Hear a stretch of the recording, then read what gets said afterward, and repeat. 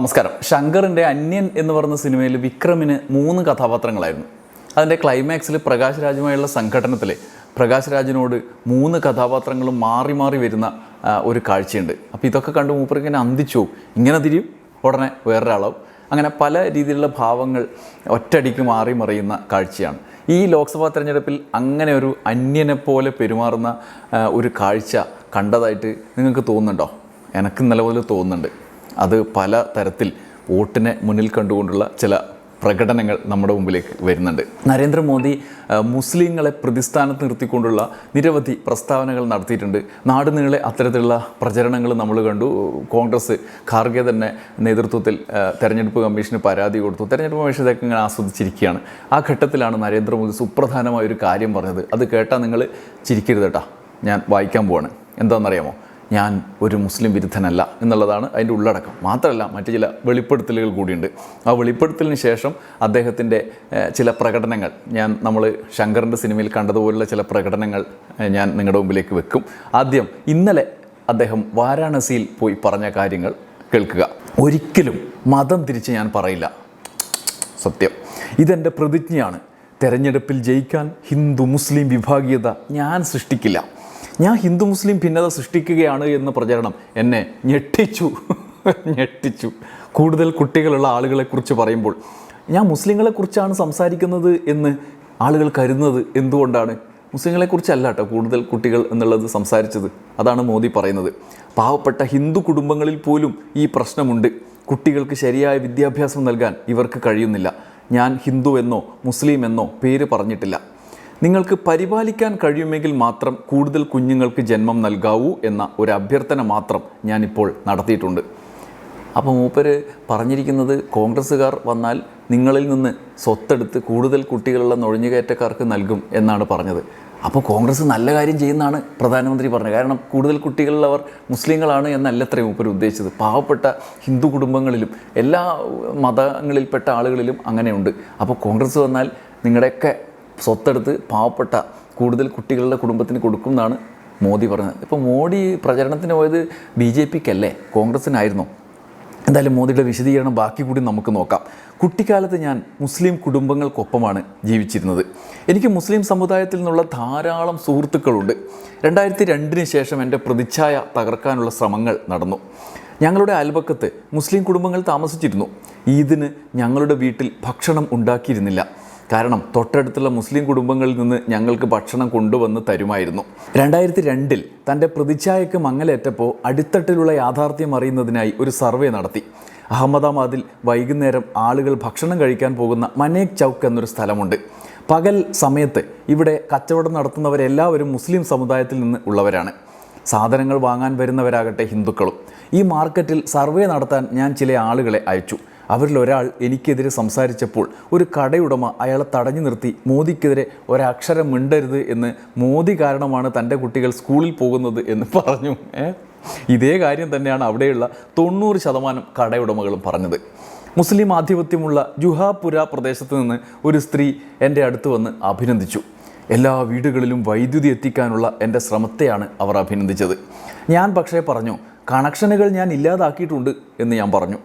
അതെങ്ങനെയാണ് നല്ലതാവുക എന്നും കൂടി ഞാൻ അവരോട് ചോദിച്ചു. ഞാൻ ഭയങ്കര ദുഷ്ടനാണ്, അതെങ്ങനെയാണ് നല്ലതാവുക എന്നും കൂടി ഞാൻ അവരോട് ചോദിച്ചു. അപ്പോൾ അവർ പറഞ്ഞു, സർക്കാരിൻ്റെ വൈദ്യുതി ആളുകൾ മോഷ്ടിക്കുകയും ഞങ്ങൾക്ക് വൈദ്യുതി കണക്ഷൻ നൽകുന്നതിന് പണം വാങ്ങുകയും ചെയ്യുന്നതിനാൽ ഇത് നല്ലതാണ് എന്നവർ പറഞ്ഞു.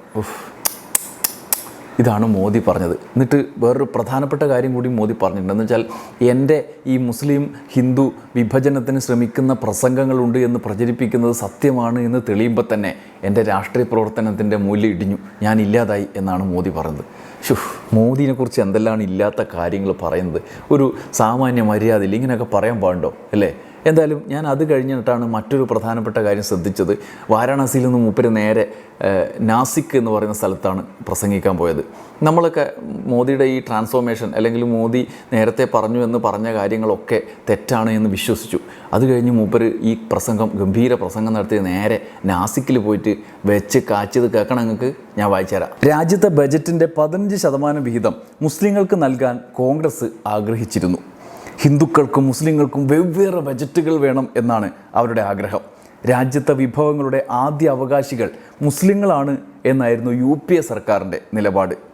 കോൺഗ്രസ്സിന് ഭരണം കിട്ടിയാൽ കർണാടക മാതൃകയിൽ OBC സംവരണം കവർന്ന് മുസ്ലിങ്ങൾക്ക് നൽകും. ഒറ്റ ന്യൂനപക്ഷമേ കോൺഗ്രസ്സിന് മുന്നിലുള്ളൂ, അത് അവരുടെ പ്രിയപ്പെട്ട വോട്ട് ബാങ്കാണ്.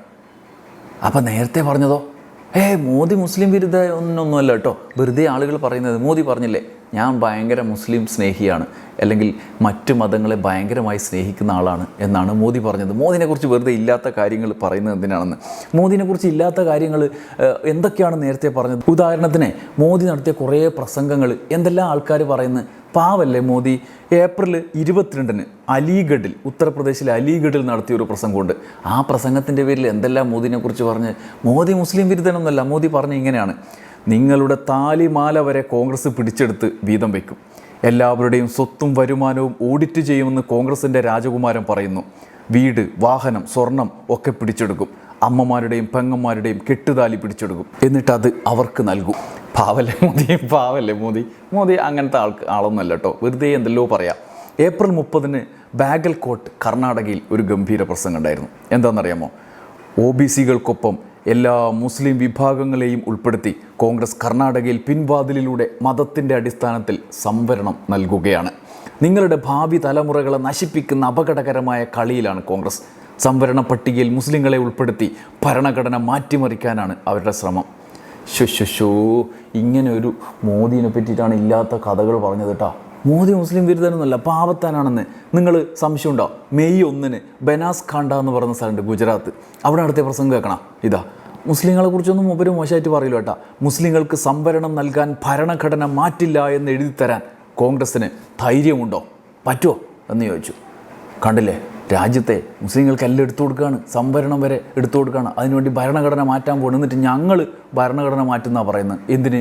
ഹിന്ദു രാഷ്ട്രം ഉണ്ടാക്കാൻ, സംവരണം മൊത്തം എടുത്തു കളയാൻ, മനുവാദം നടപ്പാക്കാൻ, മനുസ്മൃതി നടപ്പാക്കാനൊക്കെ ഞങ്ങൾ ഭരണഘടന എടുത്തു മാറ്റുന്നതാണ് പറയുന്നത്. ഞങ്ങളാ ഹിമന്ത വിശ്വ ശർമ്മയോ വേറെ ആരൊക്കെ എന്തൊക്കെ പറഞ്ഞാൽ അതൊന്നും കാര്യമില്ല. പക്ഷേ മോദി പാവല്ലേ, മോദി പാവാണ്. മെയ് 4-ന് ചായ് ബാസ എന്ന് പറഞ്ഞ ജാർഖണ്ഡിൽ ഒരു സ്ഥലത്ത് നടത്തിയ പ്രസംഗമുണ്ട്. പാകിസ്ഥാനിൽ ഇന്ത്യക്കെതിരെ ജിഹാദ് ചെയ്യുമെന്ന് തീവ്രവാദികൾ ഭീഷണിപ്പെടുത്തുന്നു. മോദിക്കെതിരെ ജിഹാദ് ചെയ്യാൻ കോൺഗ്രസ് ചിലരോട് ആവശ്യപ്പെടുന്നുണ്ട്. ഒരു പ്രത്യേക മതത്തിലുള്ളവരോട് മോദിക്കെതിരെ വോട്ട് ചെയ്യാൻ കോൺഗ്രസ് അഭ്യർത്ഥിക്കുന്നുണ്ട്. കോൺഗ്രസ് ഏത് തലത്തിലേക്കാണ് കൂപ്പുകുത്തിയിരിക്കുന്നത്? വോട്ട് ജിഹാദ് അംഗീകരിക്കാനാകുമോ? ജനാധിപത്യത്തിൽ ഇത് അനുവദിക്കാൻ കഴിയുമോ എന്നാണ് മോദി പറഞ്ഞത്. പാവല്ലേ മോദി. അങ്ങനെയൊന്നും മോദി മോശമായിട്ടൊന്നും പറയാറില്ല. നിങ്ങൾക്ക് സംശയമുണ്ടോ? മധ്യപ്രദേശിലെ ഥർ എന്ന് പറയുന്ന സ്ഥലത്ത് മെയ് 7-ന് മൂപ്പര് ഒരു ക്ലാസ് പ്രസ്താവന കൂടി നടത്തിയിട്ടുണ്ട്. അപ്പം മനസ്സിലാവും മൂപ്പരുടെ ഈ സ്നേഹം, നേരത്തെ പറഞ്ഞ സ്നേഹം. കായിക മേഖലയിൽ മതാടിസ്ഥാനത്തിൽ ന്യൂനപക്ഷങ്ങൾക്ക് മുൻതൂക്കം നൽകാനാണ് കോൺഗ്രസ് ഉദ്ദേശിക്കുന്നത്. ക്രിക്കറ്റ് ടീമിൽ ആര് വേണമെന്നും വേണ്ടെന്നും കോൺഗ്രസ് തീരുമാനിക്കും. ആരൊക്കെ ഇന്ത്യൻ ക്രിക്കറ്റ് ടീമിൽ തുടരണ്ട എന്ന് തീരുമാനിക്കുന്നതും ഈ മാനദണ്ഡം അനുസരിച്ചായിരിക്കും. ഞാൻ കോൺഗ്രസിനോട് ചോദിക്കാൻ ആഗ്രഹിക്കുകയാണ്, നിങ്ങൾ ന്യൂനപക്ഷങ്ങൾക്ക് പരിഗണന നൽകാൻ ആഗ്രഹിക്കുന്നുവെങ്കിൽ 1947 രാജ്യത്തെ എന്തുകൊണ്ട് 3 വിഭജിച്ചു? ഈ രാജ്യം മുഴുവൻ പാകിസ്ഥാനാക്കാനും ഇന്ത്യ ഇല്ലാതാക്കാനും കോൺഗ്രസ് ആഗ്രഹിച്ചിരുന്നു എന്നാണ് മോദി പറയുന്നത്. പിന്നെ ഞാൻ വന്നുകൊണ്ട് അതൊന്നും നടക്കാണ്ട് ആയി. കഴിഞ്ഞ 10 കൊല്ലം ഞാൻ വന്നുകൊണ്ട് ഇന്ത്യയായി നിലനിൽക്കുന്നുണ്ട് എന്നാണ് മൂപ്പര് പറയുന്നത്. പാവല്ലേ മൂപ്പര്. വെറുതെ എന്തെല്ലോ പറയില്ലേ അല്ലേ, ഇങ്ങനെ പല കാര്യങ്ങൾ പറഞ്ഞിട്ട് വെറുതെ മോദിനെ പറയല്ലേ. മൂപ്പര് എന്തൊരു മനുഷ്യനാപ്പാ, കൃത്യം കാര്യങ്ങളാണ് പറഞ്ഞത്. എന്നിട്ട് മൂപ്പര് മുസ്ലിം വിരുദ്ധനാണ്, മുസ്ലിങ്ങൾക്കെതിരെ ചെയ്യും എന്തെല്ലോ പറയുന്നു എന്നൊക്കെ പറഞ്ഞു. മൂപ്പര് മറ്റേ സർവേ നടത്തിയപ്പം പറഞ്ഞല്ലേ, ആ പീടികയിലെ ആൾക്കാർ മോദി പാവാണ്, മോദിയാണ് ഞങ്ങൾക്കെല്ലാം തന്നത്, ഞങ്ങളെ മക്കൾ ഇങ്ങനെയാണെന്നൊക്കെ പറഞ്ഞല്ലേ. എന്നിട്ട് മൂപ്പര് പ്രസംഗം എല്ലാം കേട്ടില്ലേ. ഇതിലെല്ലാം എവിടെയാണ് മുസ്ലിം വിരുദ്ധതയിൽ? പാവം കേട്ടോ മോദി. എന്തെല്ലോ പറയണം ആൾക്കാർ. മോദി മാറ്റി പറയുന്നുണ്ട്. ഒരു സ്ഥലത്ത് മാറ്റിപ്പറയും, വേറെ സ്ഥലത്ത് അത് പറയും. അത് പിറ്റത്തടുത്ത് പോയി മാറ്റിപ്പറയും, ഇവിടെ അത് പറയും. സംഗതി രാജ്യത്തെ മുന്നോട്ട് കൊണ്ടുപോകാനേ ഇങ്ങനെയുള്ള ആളിനെ വേണം. കാരണം അങ്ങനെ കൃത്യമായിട്ടാണ് മൂപ്പര് പറയുന്നത്. മൂപ്പർക്ക് നല്ലത് മാത്രം വരട്ടെ. നന്ദി, നമസ്കാരം.